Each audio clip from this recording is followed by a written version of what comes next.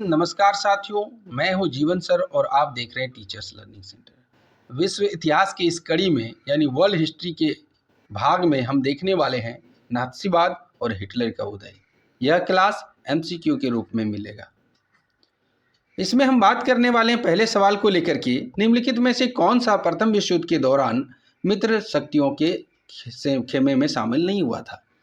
जैसा कि आप जानते हैं, प्रथम विश्व युद्ध के दौरान पूरा विश्व दो गुटों में बंट गया था, एक मित्र राष्ट्र, दूसरा धुरी राष्ट्र। तो मित्र राष्ट्र में इंग्लैंड, फ्रांस और रूस थे, जबकि धुरी राष्ट्र में ऑस्ट्रिया साम्राज्य, वाइमर गणराज्य, जर्मनी ये सब शामिल थे। इटली भी इसमें शामिल था। तो ये बात हो रही है प्रथम विश्व युद्ध की, यानी 1914 से 1918 की। इसमें जर्मनी मित्र राष्ट्र में शामिल नहीं हुआ था। सवाल नंबर 2, अंतर्राष्ट्रीय सैनिक अदालत की स्थापना क्यों की गई थी। जो अंतर्राष्ट्रीय सैनिक अदालत था ना, वो न्यूरेमबर्ग शहर में था। कहाँ पर था? न्यूरेमबर्ग शहर में। और जो नात्सी सैनिक थे उन्होंने युद्ध लड़ा था। नात्सी सैनिक किसके थे? हिटलर के थे। जो युद्ध हुआ था प्रथम विश्व युद्ध, उसका अपराधी घोषित किया गया नात्सी युद्धबंदियों को, और उस पर मुकदमा चलाने के लिए न्यूरेमबर्ग में अंतर्राष्ट्रीय सैनिक अदालत की स्थापना की गई थी। और उसमें दोषी ठहराया गया इसको, कहा कि आप लोग शांति के विरुद्ध किए गए अपराध की श्रेणी में आते हैं, मानवता के खिलाफ किए गए अपराध किया है आपने, युद्ध के लिए आपने अपराध किया है और इसके लिए आपको सजा मिलेगी। तो इसका सही आंसर ए हुआ। सवाल नंबर 3, अंतर्राष्ट्रीय सैनिक अदालत की स्थापना कहाँ की गई थी। अभी हमने आपको बताया न्यूरेमबर्ग में की गई थी। कहाँ की गई थी? न्यूरेमबर्ग में की गई थी। सवाल नंबर 3 का सही आंसर ए हो गया।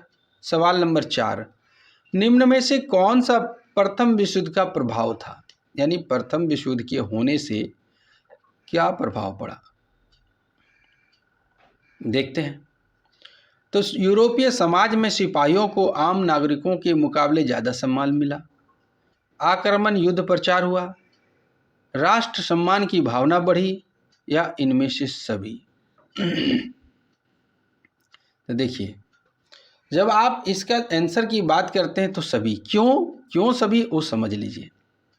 देखिए, जो प्रथम विश्व युद्ध के दौरान सिपाही शामिल हो रहे थे उन्हें ज़्यादा सम्मान दिया जा रहा था, और हिटलर ने बहुत ही आक्रामक तरीके से अपने युद्ध का प्रचार किया था। वो अपने आप को ऐसा दर्शाना चाहता था कि वो जर्मनी को विश्व शक्ति बनाना चाहता है।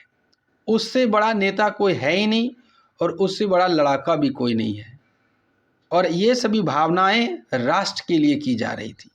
तो सारी बातें तो आ गई ना इसमें। सवाल नंबर 5, नवंबर का अपराधी कौन था? सम्राट हिटलर, हिटलर के समर्थक, वाइमर गणराज्य के समर्थक, या इनमें से कोई नहीं। तो नवंबर के अपराधी के रूप में वाइमर गणराज्य के समर्थक को जाना जाता है। इनकी वजह से ही वाइमर गणराज्य आर्थिक स्तर पर अपंग हो चुका था, विकलांग हो चुका था, दिव्यांग तो आजकल है।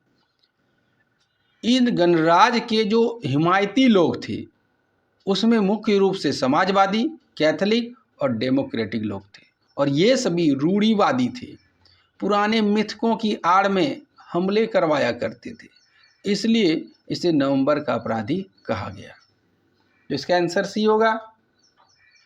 सवाल नंबर 6, किस घटना से राजनीतिक रेडिकल वादी विचारों को बल मिला? तो देखते हैं क्या हुआ था। प्रथम विश्व युद्ध में जर्मनी की हार से नहीं, 1923 के आर्थिक संकट से हो सकता है, रूस में बोल्शेविक, देखिए रूस की तो बात हुई नहीं यहाँ पर, यहाँ जर्मनी की बात हो रही है, हिटलर जर्मनी का है, प्रथम विश्व युद्ध के भड़कने से। तो देखिए, रेडिकलवादी विचार क्या होता है? रेडिकलवादी विचार जो होते हैं वो समाज में परिवर्तन चाहते हैं। जो रेडिकलवादी होते हैं वो समाज में परिवर्तन चाहते हैं। तो जब 1923 में आर्थिक संकट आया था तो वो चाहते थे कि इसमें सुधार हो। अब आर्थिक संकट क्यों आया था? क्योंकि 14 से 18 तक जर्मनी ने युद्ध लड़ा था।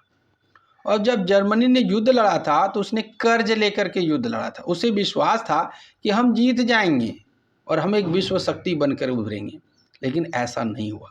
जब हार गया तो 1923 में आर्थिक संकट आया और ऐसी स्थिति में राजनीतिक रेडिकलवादियों को मौका मिल गया। 7वां सवाल, फ्री कोर क्या था? फ्री कोर मुक्तदासों का एक समूह, पुराने सैनिकों का एक समूह, कर अदायगी छूट पाए किसानों का एक समूह, मुक्त युद्धबंदियों का एक समूह। तो ये था एक पुराने सैनिकों का समूह। ऑप्शन बी, फ्री कोर क्या था? एक पुराने सैनिक जो थे, यानी प्रथम विश्व युद्ध के दौरान वाइमर गणराज्य ने पुराने सैनिक जो रह गए थे उसे फ्री कोर नामक संगठन की मदद से विद्रोह को कुचल दिया था। यानी जो कुछ विद्रोह हो रहे थे तो उन्होंने पुराने सैनिकों का एक संगठन बनाया और उसकी मदद से उस विद्रोह को कुचल दिया। किसने? वाइमर गणराज्य ने। 8वां नंबर, देखिए जो आंसर होगा वो कलर चेंज होगा, रेड हो जाएगा, ठीक है। जर्मनी को संकट से निकालने के लिए डॉप्स योजना किसने बनाई? फ्रांस, ब्रिटेन, अमेरिका, रूस ने। ये आपको बताने हैं। तो देखिए जब आर्थिक संकट 1923 में आया था, आपने देखा अभी तुरंत, है ना? कब देखा? ये देखिए, आपने ये वाला देखा। आर्थिक संकट जब आया था तो मानवता के नाते अमेरिका ने, किसने? अमेरिका ने मदद किया था और बहुत ज़्यादा मदद किया था। आर्थिक रूप से अनाज दिए थे, पैसे दिए थे। लेकिन जब 1929 में महामंदी आ गई अमेरिका में, देखिए 23 में कहाँ पर आया था आर्थिक संकट? जर्मनी में। तो अमेरिका ने मदद किया, लेकिन जब अमेरिका में ही महामंदी आ गई 1929 में तो उसने भी मना कर दिया कि अब हम आपका मदद नहीं कर सकते हैं। इसलिए यह योजना किससे बनाई थी? अमेरिका ने डॉप्स योजना बनाई और जर्मनी के आर्थिक संकट को दूर करने के लिए जो उस पर हर्जाना सौंपा गया था ना, जर्मनी के सोने वाले इलाके को ले लिया गया था, जो कोयले खदान थे उससे छीन लिया गया था। क्यों? क्योंकि वो युद्ध में हार गया था और उसका दोषी ठहराया गया सिर्फ और सिर्फ जर्मनी को। फिर भी अमेरिका ने मदद की थी, कहा कि फिर से इसका जो हर्जाना है थोड़ा सा कम कर दीजिए, इसकी हालत खराब हो चुकी है। सवाल नंबर 9, वाइमर संविधान के दोष का नाम लिखिए, यानी कौन सा दोष था? अनुपातिक प्रतिनिधित्व प्रणाली, अनुच्छेद 48, दोनों सही है या इनमें से कोई नहीं? तो देखिए इसका सही जवाब होगा दोनों सही है। पहले आप इसको समझ लेते हैं। वाइमर संविधान में कुछ ऐसी कमियां थी, ठीक है, जिसकी वजह से वो अस्थिर था और वो तानाशाह भी था। लोग को जो समान अनुपातिक प्रतिनिधित्व होना चाहिए, जैसे कि अभी हर एक राज्यों से जैसे 243 है, कहीं कहीं 40 है, कहीं 50 है, तो हर एक राज्य का जो समान अनुपातिक प्रतिनिधित्व होता है यहाँ पर नहीं था। कहाँ पर नहीं था? वाइमर गणराज्य में नहीं था। और बार बार ऐसा देखते कि सरकार गठबंधन से सत्ता में आ रही थी, जिसकी वजह से दूसरी समस्या हो गई। अनुच्छेद 48 ये कहता है कि राष्ट्रपति को आपातकाल लागू करने, नागरिक अधिकार रद्द करने और अध्यादेश के जरिए सरकार चलाने का अधिकार दिया गया था। यानी बार बार गठबंधन सरकार आ रही थी, टिक नहीं रही थी, तो अनुच्छेद 48 का उपयोग करके राष्ट्रपति शासन बार बार लगाए जा रहे थे और इससे नागरिकों के अधिकार को भी छीना जा रहा था। ये दोनों दोष थे वाइमर संविधान की।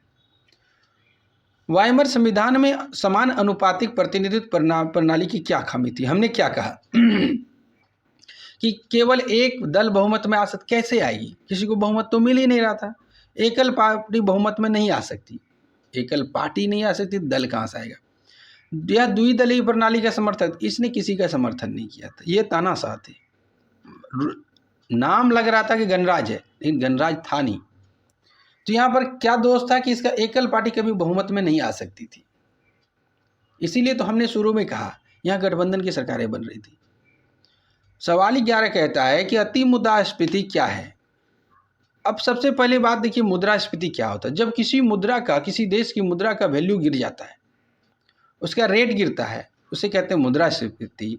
और जब बहुत ज़्यादा गिर जाता है उसको कहते हैं अति मुद्रास्फीति। यानी भारत की मुद्रा अभी डॉलर के मुकाबले 78 है, मान लीजिए आप, तो गिरा हुआ है, भारत भी मुद्रास्फीति में है। लेकिन एक बात हम आपको बता दें तुर्की की, है ना, तो तुर्की में एक बार ऐसा हुआ था कि पूरी तरह से गिर गया था, वहाँ के शेयर मार्केट फ्लॉप हो गए थे। तो ऐसी स्थिति को अति मुद्रास्फीति कहा जाता है, यानी मुद्रा का मूल्य तेजी से गिरना। एक बार जर्मनी में भी हो चुका है ऐसा, लोग वहाँ पावरोटी खरीदने के लिए एक एक बैलगाड़ी रुपया भर के ले जाते थे। क्यों? क्योंकि सब अपने आप में नोट छापने के शुरू कर दिए थे, इसलिए। सवाल नंबर 12, नात्सी जर्मनी में कौन सी नस्ल सबसे बेहतर मानी जाती है? माफ कीजिएगा। जर्मनी का जो हिटलर था उसका मानना था कि जिसकी आंखें नीली हो, ठीक है, जिसकी आंखें नीली हो वो एक खास नस्ल है, वो बेहतर है। जिसकी आंखें कुछ अलग हो वो भी बेहतर है। लेकिन जो यहूदी है वो सबसे घटिया नस्ल बनाया था, इसलिए उसने लाखों यहूदियों को करंट दे करके मार दिया या गैस चैम्बर में डाल करके मार दिया गया। अगर आप एनसीईआरटी का बुक पढ़ेंगे, मेरी जितनी भी क्लासेस होते हैं सारे के सारे एनसीईआरटी होते हैं, एनसीईआरटी से बेहतर कोई बुक नहीं होती है। अगर हम पर भरोसा है, एनसीईआरटी पर भरोसा है, तभी आप वीडियो देखें, और नहीं तो आपको अपनी मर्जी। उसका मानना ये था कि जो नॉर्डिक आर्य हैं वो सबसे बेहतर हैं। यहूदियों को एक वजह से और बुरा माना जाता था क्योंकि वो सूद का पैसा देते थे, वो सूद के पैसा सूदखोर थे। तो सूदखोर आर्य की नज़र में, हिटलर की नज़र में गुनाहगार थे। उन्हें सजा देना जरूरी था। एक और बात मानी जाती है कि जो हिटलर है वो ईसा मसीह के कातिलों के रूप में यहूदियों को समझते थे, इसलिए उन्हें सजा देते थे। अब एनसीईआरटी के बुक में एक तस्वीर आप देखेंगे, लगभग 2 लाख चप्पलें दिखाई गई है, जितने लोग मारे गए। तो अब सोचिए चप्पलें, उतने लोग कितने मारे गए होंगे। आर्यों को सारी सुविधाएं थी, जबकि यहूदियों को बिल्ला लगा करके घूमना पड़ता था समाज में। उन्हें एक इलाके पर धकेल दिया गया था समाज से और उन्हें अंत में मार दिया गया। कुछ तो भाग गए जान बचाने के लिए। अगला देखते हैं, इसका सही जवाब नॉर्डिक आर्य। सवाल नंबर 13, हिटलर ने जर्मनी युवाओं के खेल कूद की सिफारिश क्यों की थी? यानी क्यों किया कि खेल कूद करो? तो देखिए, अगर उसमें जाएगा तो राष्ट्रीय भावना बढ़ेगा, ये आज की विचार है। सेहत सुधरेगी, ये भी आज की विचार है। लेकिन हिटलर चाहते थे खेल कूद में जाएगा तो उसमें हिंसा सीखेगा, आक्रामकता सीखेगा, वो उसके अंदर लड़ने की क्षमता आएगी और वो लड़ाके बन के निकलेंगे। इसलिए जब बच्चा 14 वर्ष का हो जाता था तो उसको वो डाल देता था, किसमें? ट्रेनिंग में डाल देता था। उसको सदस्यता लेनी पड़ती थी हिटलर यूथ की। और इसी तरह का एक संगठन था युंग फोक, है ना। युंग फोक एक नात्सी संगठन था उसका, जहां पर देश प्रेम की भावना की ट्रेनिंग दी जाती थी और 10 वर्ष के उम्र के सभी बच्चों को जबरदस्ती युंग फोक में दाखिला दे दिया जाता था। तो यहाँ क्या है, वह युवाओं को हिंसा और आक्रामकता की भावना को पैदा करता है। ये सही होगा। सवाल नंबर 14, युंग फोक क्या है? अभी हमने आपको बताया युंग फोक क्या है। तो युंग फोक एक नात्सी युवा संगठन है जहां 10 वर्ष से उम्र के बच्चों को युंग फोक में दाखिल किया जाता था और जब वो 14 वर्ष का हो जाता था तो उसको हिटलर यूथ में, मतलब उसका जो सेना था उसमें शामिल कर देता था। वो ये एक नात्सी युवा संगठन था। सवाल नंबर 15, हिटलर को चांसलर बनने का न्योता किसने दिया था? गोबल्स ने, हिंडनबर्ग ने, सख्त ने या सम्राट ने? तो हिटलर को चांसलर बनने का न्योता राष्ट्रपति हिंडनबर्ग ने दिया था। अब कब दिया था वो आप जान लीजिए। तो ये दिया था 30 जनवरी 1933 को। 30 जनवरी 1933 को राष्ट्रपति हिंडनबर्ग ने हिटलर को चांसलर पद संभालने का न्योता दिया था। ये उस समय के मंत्रिमंडल का सबसे बड़ा पद हुआ करता था, चांसलर पद। सवाल नंबर 16, अग्नि अध्यादेश कब जारी किया था? तो अग्नि अध्यादेश जारी हुआ था 28 फरवरी 1933 को। कब हुआ था? 28 फरवरी 1933 को। और ये एक अजब का अध्यादेश था। क्यों अजब का अध्यादेश? तो ये सुन लीजिए आप। इसमें से अभिव्यक्ति की स्वतंत्रता, प्रेस की स्वतंत्रता, सभा आज़ादी करने की स्वतंत्रता और निश्चित काल के लिए विलंबित कर दी गई थी कि कोई नहीं, न छाप सकते हो, न बोल सकते हो, न सभा कर सकते हो। और जितने भी थे वाइमर संविधान में इन अधिकारों को काफ़ी महत्वपूर्ण, वाइमर संविधान में ये सब दिया गया था, लेकिन जब हिटलर आए ना तो उन्होंने जारी कर दिया और कहा कि अब से कुछ आप लोग को ये सब चीज़ें नहीं मिलेंगी। कब? 1933। कब? जनवरी 1900 यानी 30 जनवरी। सवाल नंबर 17, जर्मनी में किस अधिनियम ने तानाशाही स्थापित कर दी थी? विशेष अधिकार अधिनियम, तानाशाही अधिनियम, साम्राज्यिक अधिनियम या इनमें से कोई नहीं? तो ये था विशेष अधिकार अधिनियम। अभी तो हमने थोड़ा सा बताया। 3 मार्च 1933 को प्रसिद्ध विशेष अधिकार अधिनियम पारित किया गया था। इसके जरिए जर्मनी में तानाशाही स्थापित कर दी गई और इस कानून ने हिटलर को संसद को हाशिए पर धकेलने, मतलब संसद को ही इन्होंने समाप्त कर दिया और अपने आप को तानाशाह स्थापित कर लिया। किस अध्यादेश के द्वारा? विशेष अधिकार अधिनियम के द्वारा। किसने? तो हिटलर ने। सवाल नंबर 18, यहूदियों के प्रति घृणा फैलाने के लिए नात्सियों ने कौन सी फिल्म बनवाई थी? अंतिम समाधान, गुप्त कानून, द एटर्नल ज्यू यानी अक्षय यहूदी, द इवल जूस, है ना? तो अक्षय यहूदी नाम का एक फिल्म बनवाया था। किसने? नात्सियों ने। और इसमें यहूदियों के प्रति बहुत सी घृणाएं फैलाई गई और जोर शोर से प्रचार किया गया।